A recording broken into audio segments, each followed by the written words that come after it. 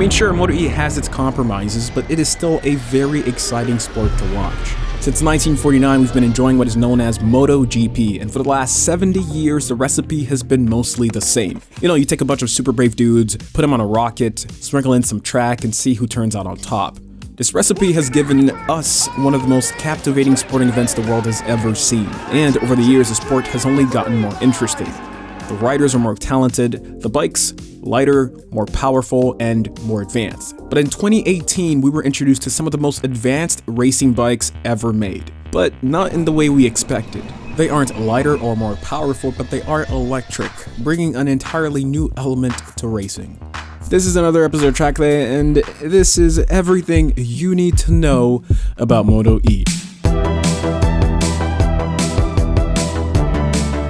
Without a doubt, Moto E is probably the most environmentally conscious event in motorcycle racing history.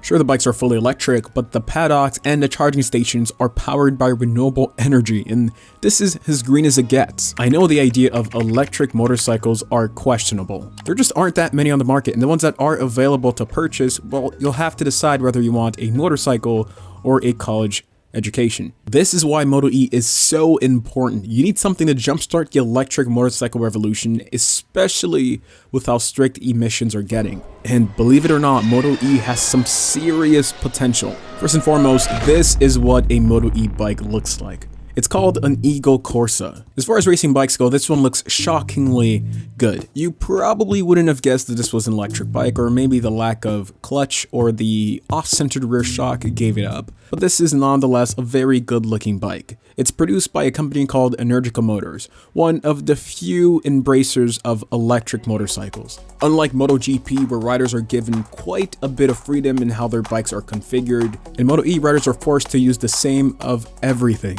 The only thing that's really adjustable is bike stiffness. So this race is really all about rider skill and their ability to cut calories. If you remove the tank and seat, the bike looks like a complete imposter, like an external hard drive that's been catfishing as a track bike. Now hold on before you road rage and punch that mirror. Let me just tell you how fast this bike is. This ginormous silver piece that takes up half the frame is the battery. It's got a nominal capacity of 20 kilowatt hours, and we'll go over what that means in gaslish in a minute. This piece here is the electric motor, which at its peak puts out 400 amps. This is the VCU, which monitors and manages all components of the motorcycle. This whole setup puts out 120 kilowatts, 250 newton meters of torque, 160 horsepower. Now the horsepower when compared to a MotoGP bike doesn't stack up, but the whopping 250 newton meters of torque more than makes up for it.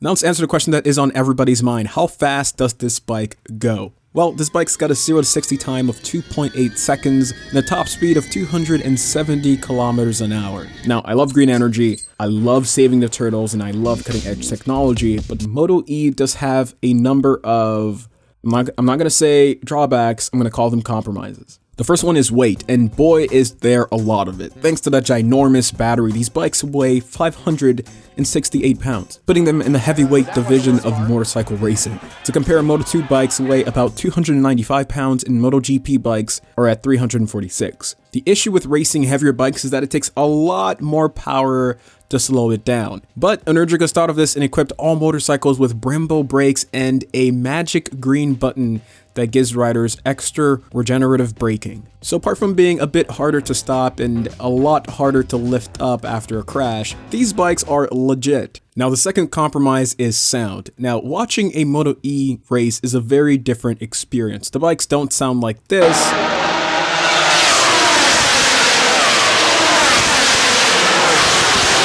They sound like this.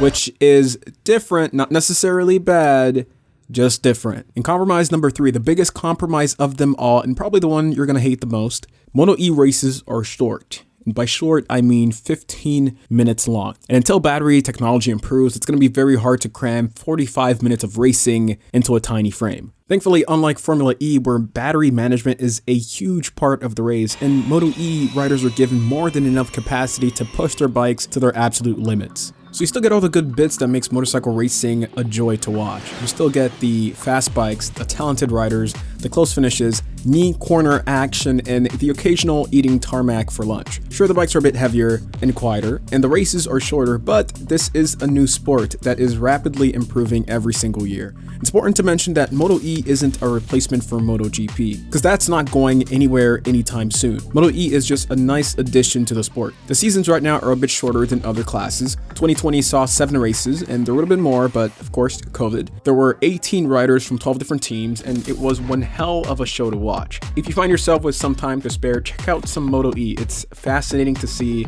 this new technology at work, and if you keep an open mind, you'll find it just as exciting as any other racing event.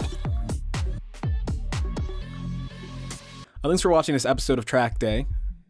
I'm Pierre. This has been Gastro Racing. If you liked the video, subscribe and like. Join the community. It's pretty cool here. Catch you in the next one.